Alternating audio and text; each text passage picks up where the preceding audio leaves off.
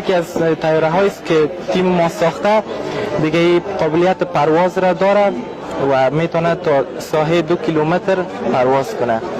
دیگر فعلا که برش کدام منظور خاص اضافه نکردیم، ولی که میشه که به عنوان تصویر برداری و این چیزا استفاده شود. دیگه این چند قسمت داره که بالهایش است و خود بدن است و دو معقبیش است و این قسمت ها موتورهای برشلس داره که به حرکت میارشه و دیگه به این دو قسمت